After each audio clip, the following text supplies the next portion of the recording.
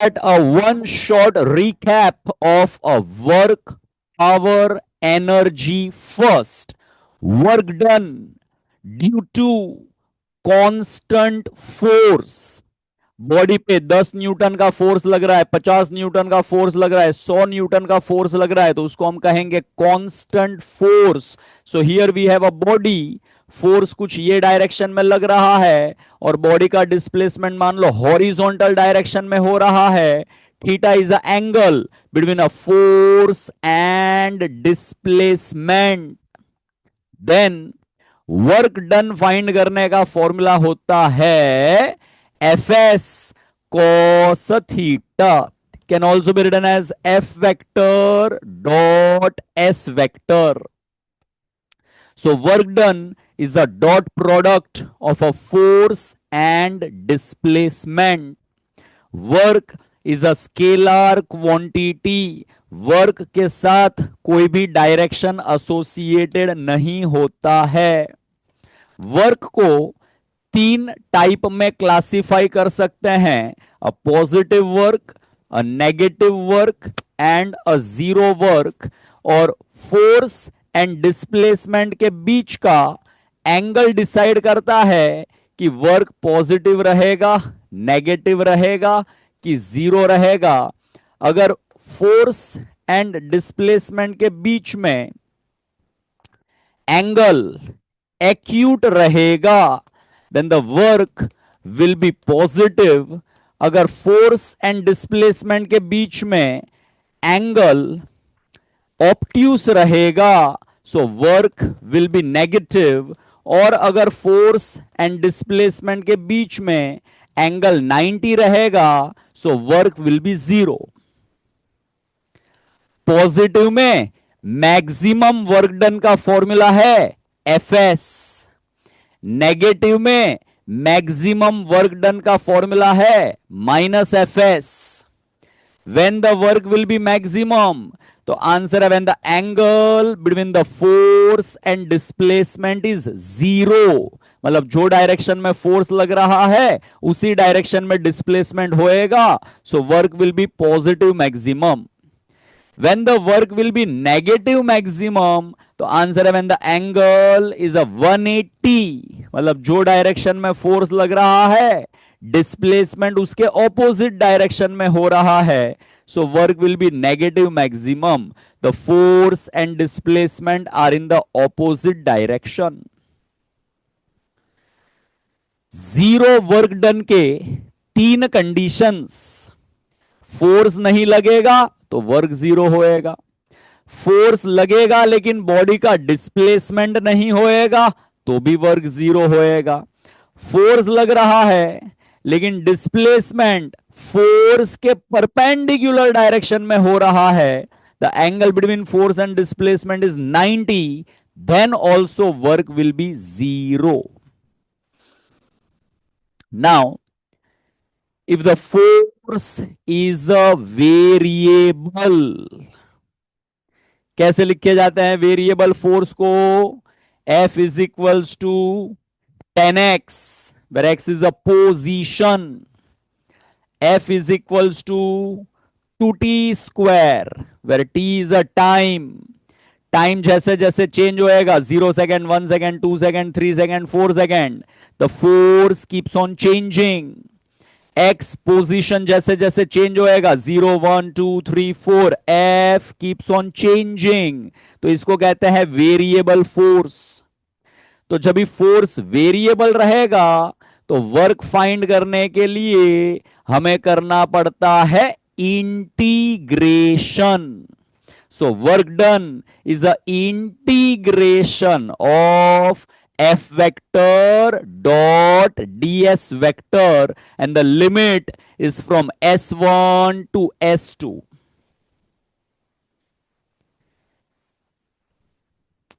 Work find करने के लिए फॉर्मूला कौन सा लगाने का है वो क्लियर होना चाहिए, और उसके लिए सवाल में दिए हुए फोर्स को देख के डिसीजन लेना है कि आपको एफ एस कॉस थीटा लगाना है कि आपको इंटीग्रेशन वाला फॉर्मूला लगाना है। F S cos theta when the force is a constant, integration when the force is a variable.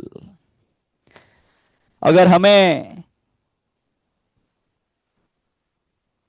Force और डिस्प्लेसमेंट इस फॉर्मेट में दिए हैं, the force is given in terms of vector F x i cap plus F y j cap plus F z k cap, and the displacement को we can write d x i cap plus d y j cap plus d z k cap. Then इस case में integration इस तरह से बच्चों होता है F vector dot d s vector, और फिर वेक्टर की कुछ बेसिक प्रॉपर्टीज आपको पता ही है, आई डॉट आई वन होता है, जे डॉट जे वन होता है, के डॉट के वन होता है, और बाकी सबके डॉट जीरो होते हैं। इसीलिए ये एफ एक्स डी एक्स के साथ आएगा, बाकी सबके साथ जीरो। ये एफ वाई डी वाई के साथ आएगा, बाकी सबके साथ जीरो। और ये एफ जेड डी जेड के साथ में आएगा। तो इस केस में वर्क फाइंड करने के लिए फॉर्मूला लिखा जाएगा integration of F x d x plus integration of F y d y plus integration of F z d z. X के रेस्पेक्ट में इंटीग्रेट करेंगे तो लिमिट एक्स के टर्म्स में आएंगे, यहां पे लिमिट वाई के टर्म्स में आएंगे, यहां पे लिमिट जेड के टर्म्स में आएंगे। नाउ अगर हमें फोर्स वर्सेस डिस्प्लेसमेंट का ग्राफ दिया रहेगा, ग्राफ दिया रहेगा तो ग्राफिकल मेथड से वर्क कैसे फाइंड करते हैं उसका स्टेटमेंट आपके दिमाग में आना चाहिए। और ग्राफिकल मेथड से वर्क फाइंड करने का तरीका होता है area under the curve of force versus displacement graph gives work done. So basically हम जो है ये वाले पोर्शन का एरिया फाइंड करेंगे, तब जाकर के हमें वर्क मिलेगा। और ऐसे स्टैंडर्ड शेप्स के ऊपर सवाल आएंगे, रेक्टेंगल का एरिया, स्क्वायर का एरिया, ट्राइंगल का area, if you remember one more, trapezium का एरिया। ये सबके एरिया के फॉर्मूलाज आपको पता होने चाहिए। आपको रेक्टेंगल स्क्वायर ट्राइंगल के एरिया के फॉर्मूला तो याद रहेंगे ही। ट्रेपीजियम का एरिया फाइंड करने का फॉर्मूला होता है half into sum of parallel side into height. Height का मतलब होता है दो पैरेलल साइड के बीच का perpendicular distance, that is a height. Trapezium आएगा तो ये वाला फॉर्मूला आपको लगाने का। ग्राफ अगर पहले क्वाड्रेंट में रहेगा तो work will be positive, graph अगर चौथे क्वाड्रेंट में रहेगा तो work will be negative. So be very very careful. First quadrant positive work, fourth quadrant negative work. और फिर वर्क फाइंड करने के लिए चौथा और आखिरी तरीका भी होता है। तीन तरीके अभी तक अपन ने रिवाइज किए हैं, F S cos theta, integration and area under the curve. एक और तरीका होता है, और वो चौथे तरीके पे जाने से पहले let us quickly recap something about conservative force. एक बॉडी को मैं ग्राउंड लेवल से हाइट पे ऐसे ऐसे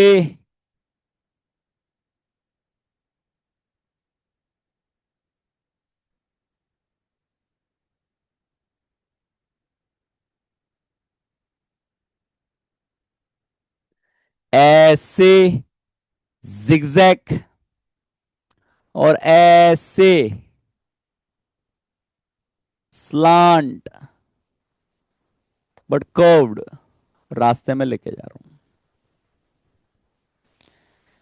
चाहे ये रास्ते पे लेके जाओ, चाहे ये रास्ते पे लेके जाओ, चाहे ये रास्ते पे लेके जाओ, चाहे ये रास्ते पे लेके जाओ, चारों केस में ग्रेविटेशनल फोर्स के वजह से होने वाला वर्क सेम आता है। सो ग्रेविटेशनल फोर्स के वजह से होने वाला वर्क कौन से रास्ते पे बॉडी को लेके जा रहे हैं उस पे डिपेंड नहीं करता है। ऐसे फोर्स जिसमें work done is independent of path is called as conservative force. अगर बॉडी को हम ए से बी लेके गए, फिर बॉडी को हम वापस बी से ए लेके आए, ए से शुरू किया, घूम फिर के वापस से ए पे आ गए, तो इसको कहते हैं राउंड ट्रिप। ए से बी का वर्क निकालने का, बी से ए का वर्क निकालने का, वो दोनों वर्क को ऐड कर देने का, तो हमको मिलेगा work done in round trip. और अगर work done in round trip 0 आता है तो उसको कहते हैं कंजर्वेटिव फोर्स। ऐसा फोर्स जिसमें वर्क पाथ पे डिपेंड नहीं करता है, ऐसा फोर्स जिसमें work done in round trip 0 आता है, उसको कहते हैं conservative force. And a gravitational force is an example of a conservative force. उसके अलावा और कौन से कंजर्वेटिव फोर्स के एग्जांपल है? तो आंसर है spring force is also conservative in nature. Electrostatic force is also conservative in nature. ये सारे के सारे जो नाम अभी मैं ले रहा हूं, that is an example of a conservative force. A gravitational force, a spring force, the electrostatic force, etc. अब कंजर्वेटिव फोर्स के साथ जुड़े हुए कुछ इंपॉर्टेंट नोट पॉइंट्स यहां पर अपन लिख लेते हैं।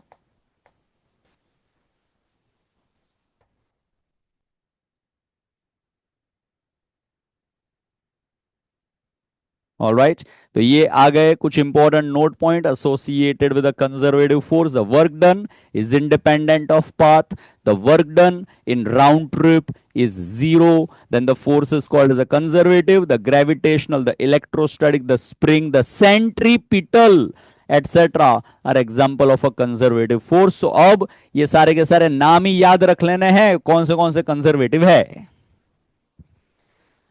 अब ये जो भी हमने यहां पर समरी लिखा है इसका एग्जैक्टली उल्टा।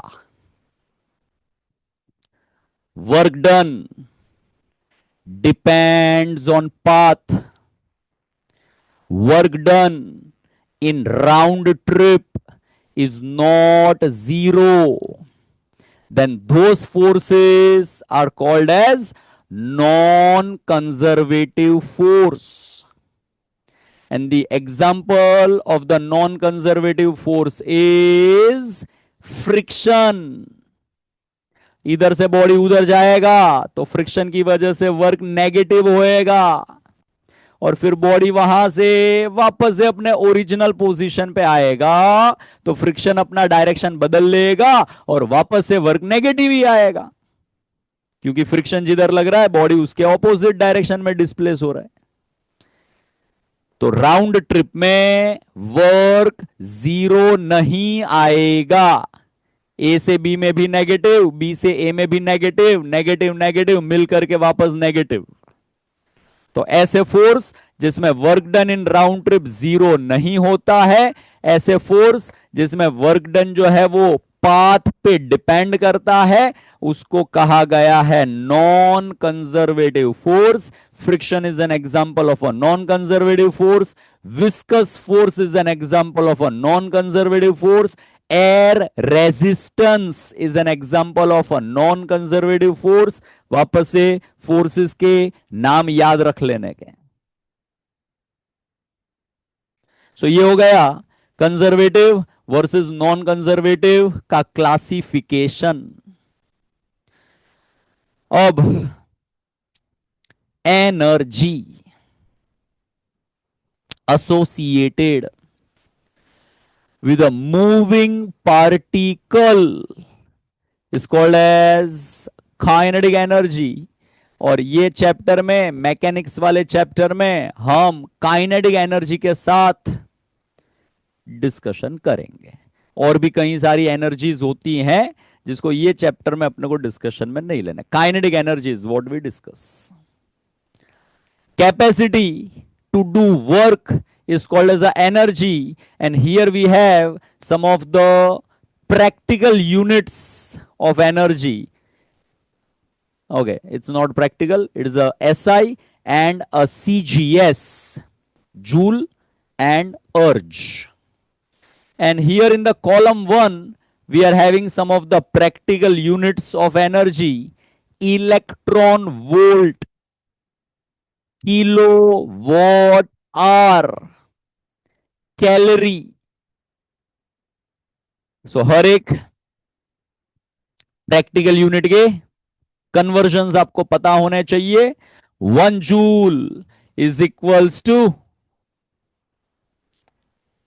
10⁻⁷ erg. 1 electron volt is equals to 1.6 into 10⁻⁻19 joule. But erg में देखेंगे तो -12 अर्ज आएगा, and hence D is the correct option. 1 kilowatt hour is nothing but 3.6 into 10⁻⁶ joule, and 1 calorie is a 4.18 joule. So ये है correct match. सभी के conversion factor याद रखे जाए।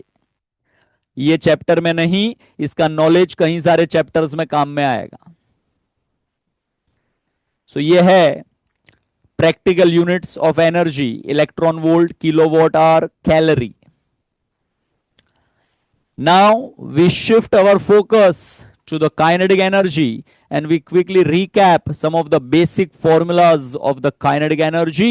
One formula जिसके बारे में बचपन से आप पढ़ करके आए हैं, and that formula is half mv square. What is m? Mass of the body. What is v? Speed of the body. Because kinetic energy is a scalar quantity and hence v is a speed, not the velocity. अब kinetic energy का एक और formula जिसको बार बार आपको apply करने की जरूरत पड़ सकती है: momentum kinetic energy relationship. And the momentum kinetic energy relationship is p square is equals to मी। बोलो आप से, p square is equals to me. If I take a square root, I will be getting p is equals to under root of 2 me. P is a momentum, m is a mass, and E is a kinetic energy. Now the fourth and the last method to find the work done, and the name of that method is a work energy theorem. And the work energy theorem says that work done due to all the forces is equals to change in kinetic energy. Can be written as a K final minus K initial, can also be written as a half m in the bracket v square minus u square. So work find करने के 4 methods है। कब लगाने का work energy theorem? जब आपको velocities, speed का जानकारी आसानी से मिल पा रहा हो, तब think about a work energy theorem. कब लगाने का वर्क एनर्जी थियोरम? जब आपको अलग अलग फोर्सेस के वजह से वर्क डन आसानी से मिल पा रहा हो, then think about a work energy theorem.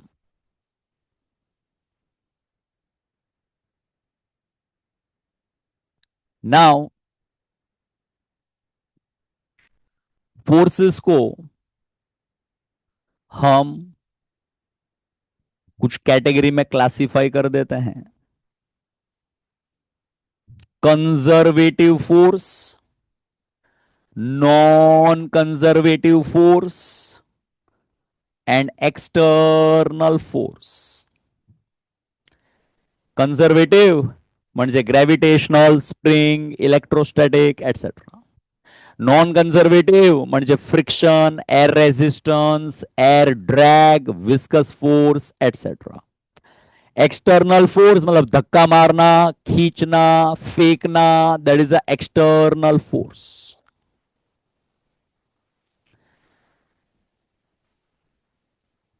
जब फोर्स जब फोर्स कंजर्वेटिव रहेंगे तो बॉडी का मैकेनिकल एनर्जी कांस्टेंट रहता है. इवन इफ बॉडी का काइनेटिक एनर्जी में लॉस हुआ, so that loss is a temporary loss. वापस से काइनेटिक एनर्जी आ जाता है. नॉन कंजर्वेटिव फोर्स रहेंगे, नॉन कंजर्वेटिव, तो नॉन कंजर्वेटिव फोर्स में मैकेनिकल एनर्जी कांस्टेंट नहीं रहता है. नॉन कंजर्वेटिव फोर्स के कारण मैकेनिकल एनर्जी का परमानेंट लॉस होता है. सो कंजर्वेटिव में मैकेनिकल एनर्जी कंजर्व्ड रहता है. तो ये जो काइनेटिक एनर्जी है वो टेम्पररी कोई दूसरे फॉर्म में कन्वर्ट हो जाता है और फिर वापस से वो बैक टू काइनेटिक एनर्जी आ जाता है. और वो दूसरे फॉर्म ऑफ एनर्जी का नाम है potential energy. Non conservative forces के साथ ऐसी कोई भी पोटेंशियल एनर्जी एसोसिएटेड नहीं होती है. काइनेटिक एनर्जी का सीधा लॉस. सो कंजर्वेटिव फोर्सेस में पोटेंशियल एनर्जी डिफाइंड है. नॉन कंजर्वेटिव फोर्सेस में ऐसी कोई भी पोटेंशियल एनर्जी डिफाइंड है नहीं. और वो पोटेंशियल एनर्जी का डेफिनेशन कुछ ऐसा होता है. change in potential energy change in potential energy is equals to a negative work done due to conservative force. Delta U is equals to minus WC. बोलो आप से, delta U is equals to minus WC. WC का मतलब है work done due to conservative force. और work find करने का formula होता है integration of F vector dot DS vector, जिसको इधर सिंबल दिया है DR vector. Both are one in the same. It is a displacement and the limit is from R1 to R2. Potential energy is defined only and only for the conservative forces. It is not defined for the non-conservative forces. अब सुनिए, मेरी बात ध्यान से सुनिए सभी बच्चे. Derivative and integration are a reverse process. तो अगर हम फोर्स को इंटीग्रेट करेंगे तो हमें मिल रहा है change in potential energy. I repeat my statement. अगर हम फोर्स को इंटीग्रेट करेंगे तो हमें मिल रहा है चेंज इन पोटेंशियल एनर्जी. तो अगर हम पोटेंशियल एनर्जी को डिफरेंशिएट करेंगे तो हमें मिलेगा force. And hence the conservative force is defined as a minus du by dr. I repeat my statement. The conservative force is defined as minus du by dr. अगर potential energy का equation दिया है और उस equation में तीन तीन variables है, x is a variable, y is a variable, z is a variable, तो एट अ टाइम एक वेरिएबल के रेस्पेक्ट में डिफरेंशिएट करने का, फिर दूसरे वेरिएबल के रेस्पेक्ट में डिफरेंशिएट सेपरेटली करने का, फिर तीसरे वेरिएबल के टर्म्स में डिफरेंशिएट अगेन सेपरेटली करने का, उसको कहते हैं three dimensional formula for potential energy. अगर x के रेस्पेक्ट में डिफरेंशिएट करेंगे तो हमें मिलेगा फोर्स का x कंपोनेंट, अगर हम y के रेस्पेक्ट में डिफरेंशिएट करेंगे तो हमें मिलेगा फोर्स का y कंपोनेंट, और अगर हम पोटेंशियल एनर्जी को z के रेस्पेक्ट में डिफरेंशिएट करेंगे तो हमें मिलेगा फोर्स का z component. So this is called as a three dimensional formula for a potential energy, minus common du by dx i cap plus du by dy j cap plus du by dz k cap. x के respect में differentiate करते वक्त y और z को constant लेने का, y के respect में डिफरेंशिएट करते वक्त x और z को कांस्टेंट लेने का, z के रेस्पेक्ट में डिफरेंशिएट करते वक्त x और y को कांस्टेंट लेने का, इसका नाम है पार्शियल डेरिवेटिव। एक वेरिएबल के रेस्पेक्ट में डिफरेंशिएट, बाकी के वेरिएबल को कांस्टेंट की तरह ट्रीट करने का, इसको पार्शियल डेरिवेटिव कहा जाता है। So far so good everyone. So far so good everyone. Now equilibrium का मतलब होता है नेट फोर्स इज जीरो।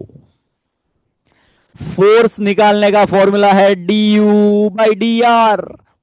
तो अगर फोर्स जीरो मतलब du by d r zero, समझा? फोर्स जीरो मतलब du by d r zero. तो अगर हमें u वर्सेस x या u वर्सेस r का ग्राफ दिया है, this is a random graph, y axis पे u है, x एक्सिस पे r है, तो du by d are is nothing but slope. तो du by d r zero होना मतलब स्लोप जीरो होना, और स्लोप जीरो कैसी लाइन का होता है? तो आंसर है if the line is parallel to x axis the slope is zero. If the line is parallel to x axis the slope is zero. If the line is parallel to x-axis, the slope is zero. तो यहां पर slope zero रहेगा, यहां पर slope zero रहेगा, यहां पर slope zero रहेगा। Slope is nothing but d u by d r, and the d u by d r with negative sign is nothing but the force. तो d u by d r zero तो force zero, d u by d r zero तो force zero, और force zero उसी को कहते हैं equilibrium. So far so good everyone, perfect है। यहां पर जब इक्विलिब्रियम अचीव हो रहा है उसके करस्पॉन्डिंग पोटेंशियल एनर्जी कितना है? तो आंसर है पोटेंशियल एनर्जी इतना है। इधर जब इक्विलिब्रियम एस्टेब्लिश हो रहा है तो उसके करस्पॉन्डिंग पोटेंशियल एनर्जी कितना है? तो आंसर है पोटेंशियल एनर्जी इतना है। जहां पे पोटेंशियल एनर्जी मिनिमम रहेगा उसको कहा जाता है स्टेबल इक्विलिब्रियम। जहां पे पोटेंशियल एनर्जी मैक्सिमम रहेगा उसको कहा जाता है अनस्टेबल इक्विलिब्रियम। और जहां पे पोटेंशियल एनर्जी मिनिमम और मैक्सिमम के बीच में कुछ भी आएगा, so that is called as a neutral equilibrium. So this is a stable equilibrium, this is a unstable equilibrium, this is a neutral equilibrium. So far so good everyone, बराबर. और इसकी मैथमेटिकल कंडीशन ऐसी होती है, d u by d r zero और d square u by d r square is greater than zero. Double derivative positive is a stable equilibrium. This is called as a double derivative. Equilibrium से body को disturb करेंगे तो body वापस से equilibrium position के तरफ आएगा. That is a stable equilibrium. Now here unstable equilibrium से बॉडी को अगर डिस्टर्ब करेंगे तो बॉडी वापस से इक्विलिब्रियम के तरफ नहीं आएगा, बॉडी कहीं पे चला जाएगा. So that is called as a unstable equilibrium, जिसकी मैथमेटिकल कंडीशन होती है double derivative less than zero. D square u by d r square less than zero. And here in the neutral equilibrium body को equilibrium से disturb करेंगे तो disturb करने के बाद बॉडी जहां पे डिस्टर्ब आपने किया बॉडी वहीं का वहीं रहेगा, ना इक्विलिब्रियम के तरफ आएगा ना इक्विलिब्रियम से दूर जाएगा. That is called as a neutral equilibrium, जिसकी मैथमेटिकल कंडीशन होती है d square u by d r square is equal to zero. So condition देख लो, double derivative positive stable equilibrium, double derivative negative unstable equilibrium, double derivative is equals to zero neutral equilibrium. Now mechanics domain में दो तरह की potential energy के साथ आपको बार बार deal करना पड़ेगा.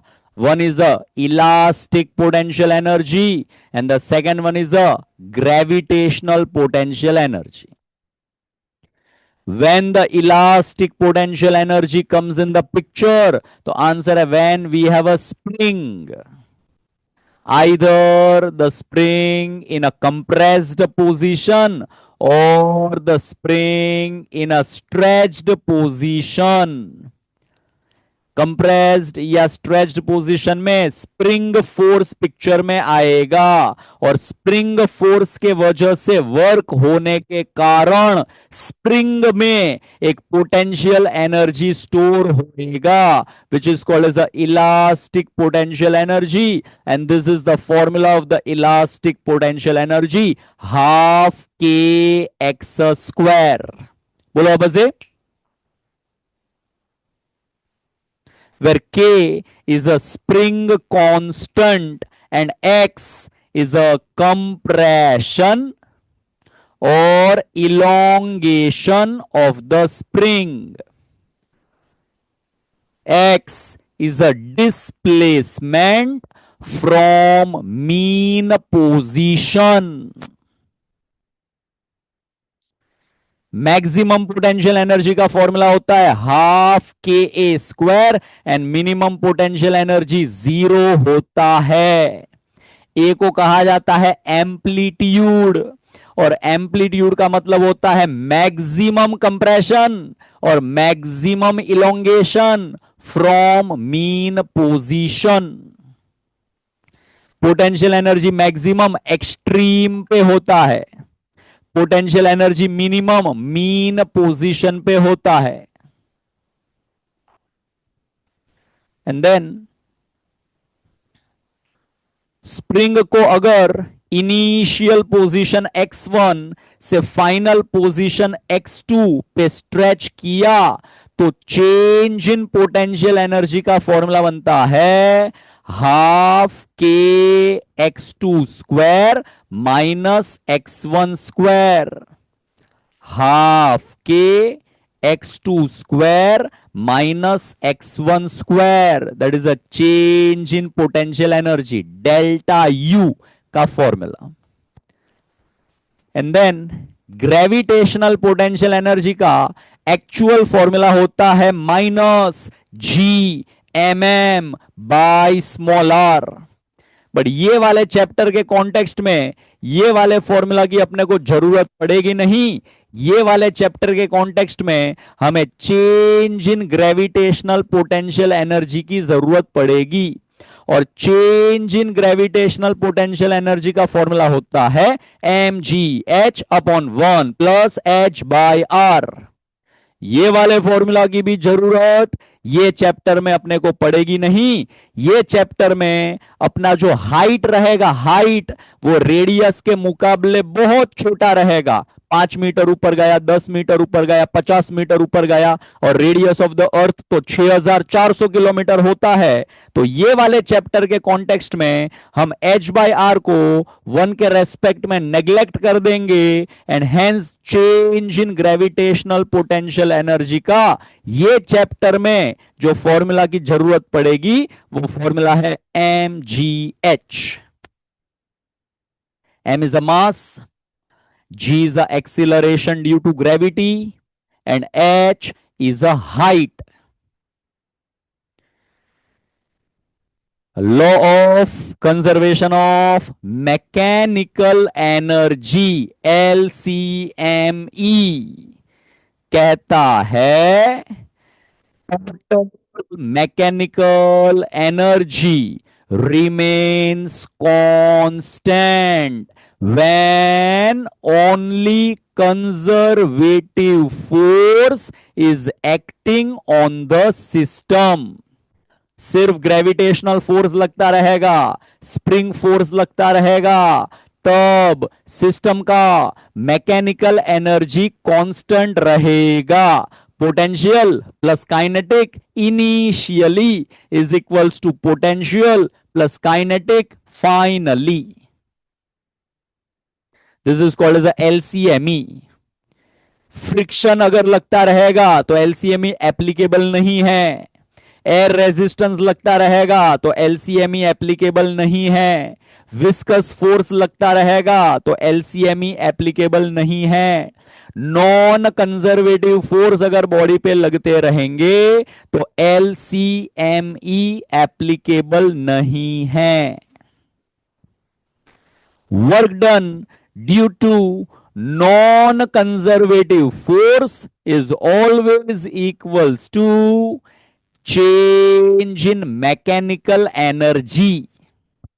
So WNC is a KE final minus KE initial plus PE final minus PE initial. Change in kinetic plus change in potential is a work done due to non-conservative force. So far so good everyone. Perfect है इतना. And now the stopping distance and stopping time. गाड़ी चल रही है, गाड़ी पे आपने break मारा. ब्रेक मारा मतलब आपने एक रिटार्डिंग फोर्स लगाया, और रिटार्डिंग फोर्स लगने के कारण, बॉडी का रिटार्डेशन होने के कारण फाइनली गाड़ी जो है रुक जाएगा. तो जब आपने ब्रेक मारा और जब आपका गाड़ी रुक गया, उसके बीच में गाड़ी कुछ ना कुछ डिस्टेंस कवर करेगा. ब्रेक मारते ही उधर का उधर गाड़ी रुक नहीं जाएगा, थोड़ा आगे जाके रुकेगा. तो उसको कहा गया है स्टॉपिंग डिस्टेंस. डिटेंस, नो डिटेंस, डिस्टेंस. और कुछ समय लगेगा गाड़ी को रेस्ट पे आने में, उस समय को कहा गया है स्टॉपिंग टाइम. और स्टॉपिंग डिस्टेंस का बच्चों फॉर्मूला डेरिवेशन करके बनता है x is equals to mu square by 2f. बोलो वापस से, x is equals to m is the mass of the body, e is the initial velocity, and f is a retarding force. और stopping time का formula बच्चों बनता है T is equals to mu by F। बोलो वापस से, T is equals to m is the mass of the body, u is the initial velocity, F is a retarding force. And now comes the last part of the chapter, power. Rate of doing work is called as a power. Average power का formula है total work done upon total time taken, जिसको आगे लेके जाकर के formula बन सकता है W by T. W is a total work done, T is a total time. Instantaneous power का फॉर्मूला है DW बाई dt। DW को लिखा जाता है F vector dot ds vector, and ds by dt is a velocity, and hence the instantaneous power का formula बनता है F vector dot v vector, F dot v। Power is a scalar quantity. Power is a dot product of a force and velocity. अब सुनिए मेरी बात ध्यान से, ये दोनों चीजों को बराबर से खोपड़ी में उतारें। वर्क को डिफरेंशिएट करेंगे तो हमें पावर मिलेगा, तो पावर को इंटीग्रेट करेंगे तो हमें वर्क मिलेगा। Derivative and integration are like a reverse process. Work differentiate power, power integrate work.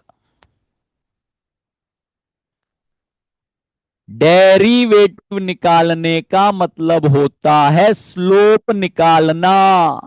Derivative म्हणजे finding out slope, and hence the slope of W versus T graph gives power. Integration करने का मतलब होता है area under the curve निकालना। So integration is nothing but area under the curve of P versus T graph gives work done. So far so good everyone. Equation दिया रहेगा, then think about derivative और integration. Graph दिया रहेगा, then think about finding the slope और area under the curve. Equation देख के derivative integration, equation देख के डेरिवेटिव इंटीग्रेशन, ग्राफ देख के आइदर स्लोप निकालने का या एरिया अंडर द कर्व निकालने का, डिपेंडिंग ऑन किसका ग्राफ दिया है और क्या पूछा है। And then efficiency of the engine का फॉर्मूला होता है output power upon input power multiplied by 100।